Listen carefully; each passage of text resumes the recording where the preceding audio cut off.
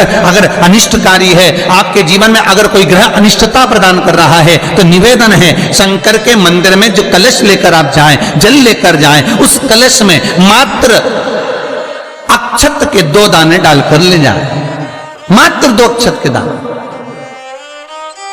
जैसे सूर्य नारायण को प्रसन्न करने के लिए अपन कुंकू डाल लेते हैं, हल्दी डाल लेते हैं जल में, या चने की दाल डाल लेते हैं जल के अंदर।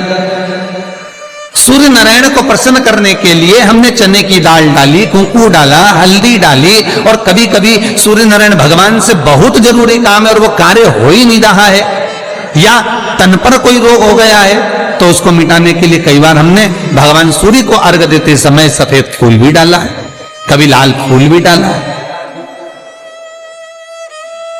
उसी तरह भगवान शंकर से निवेदन करने के लिए, हमारी ग्रह दशा सुधारने के लिए जल के पात्र में 2 अक्षत के दाने, अक्षत भी पूर्ण अक्षत,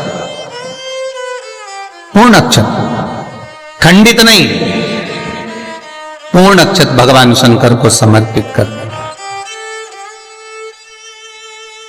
और बाबा भोलेनाथ को जब हम जल समर्पित करें तो राहु, केतु, मंगल, शनि, शुक्र, बृहस्पति जितने ग्रह हैं सब अनुकूल हो जाते हैं महाराज, सब अनुकूल। इतना बड़ा दर्पण जिसमें मुंह देखते हो आप, मुख, इतना बड़ा दर्पण लिया। अच्छा, पहले के लोग जानते नहीं है, पहले जो घरों में आजकल तो फैशन की बंदरवाल होती है, दरवाजे पर जो बंदरवाल लोग लगाते हैं, कहीं मोती की लगा रहे, कहीं काय की लगा रहे, परंतु पहले जो बंदरवाल होती थी उस बंदरवाल में अगर कई शहरों में जैसे काशी साइड में तो आज भी जो बंदरवाल मिलती है उत्तर प्रदेश में, और चलो तो गुजरात में, तो उसमें इतने बड़े बड़े कांच लगे रहते हैं, दर्पण। उसका क्या महत्व है, उसकी मूलता क्या है?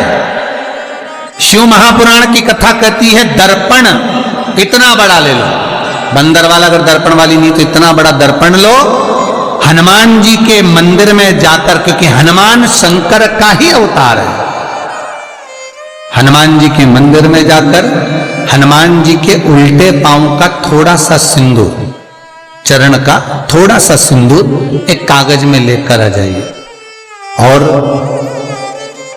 हनुमान जी के छोटे भाई, हनुमान जी 6 भाई हैं, उसमें गतिमान, हनुमान जी के छोटे भाई गतिमान का नाम लो, और गतिमान का नाम लेकर उस दर्पण पर सिंदूर से त्रिशूल बना दो, सिंदूर से त्रिशूल बनाकर उस दर्पण को घर के बाहर,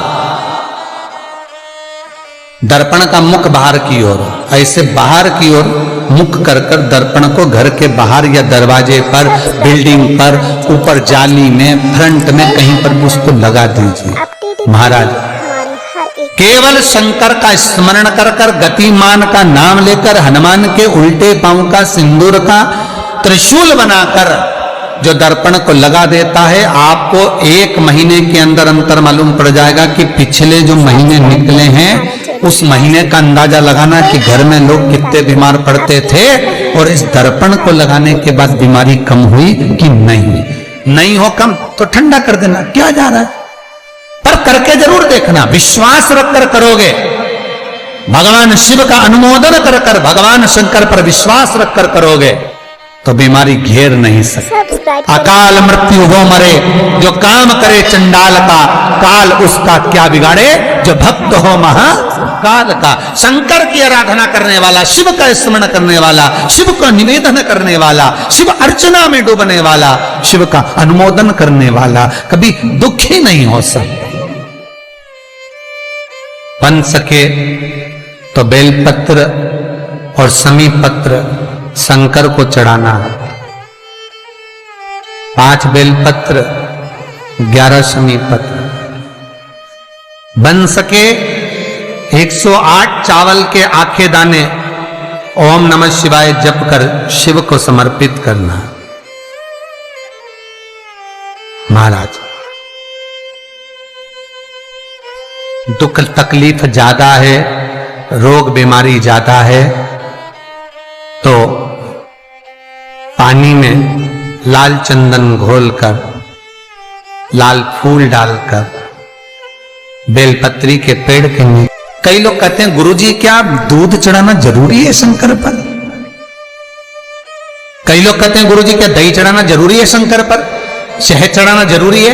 घृत चढ़ाना जरूरी है? शक्कर चढ़ाना जरूरी है? शिव महापुराण की कथा कहती है 5 चीजें शंकर भगवान पर चढ़ती है। दूध अर्थात घर में लक्ष्मी की वृद्धि करता है, इसलिए चढ़ाया जाता है। दही शंकर भगवान पर इसलिए चढ़ाते हैं क्योंकि यह परिवार को जोड़ता है। जिसके परिवार में क्लेश ज्यादा होता है, जिसके परिवार में आपस में तकरार ज्यादा होता है, उसको दही जोड़ता है। शहद घर में चिड़चिड़ प्रवृत्ति को समाप्त करता है। घी रोग को समाप्त करता है। शक्कर मिष्ठान घर में यदि लक्ष्मी आकर जा रही हो तो मिष्ठान समर्पित किया जाता है। इसलिए पंचामृत स्नान का भाव शिव महापुराण कहती है। पंचामृत स्नान का भगवान, इसलिए 5 चीजें शंकर को समर्पित हैं। दूध, दही, घृत, शहद, शक्कर अर्थात मिष्ठान। शक्कर से मूलतः यहां शिव महापुराण में शक्कर नहीं लिखी है, मिष्ठान। अब लोग शक्कर पीस कर अभिषेक करते हैं, परंतु मिष्ठान अर्थात गाय के दूध से निर्मित कोई मिठाई, और उस मिठाई से भगवान शंकर का अभिषेक।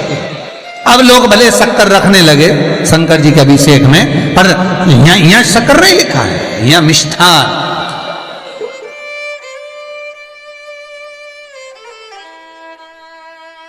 हमारे यहां सहज भाषा में कहते थे उसको खांड अर्थात मीठा भाव भगवान शंकर को समर्पित हो।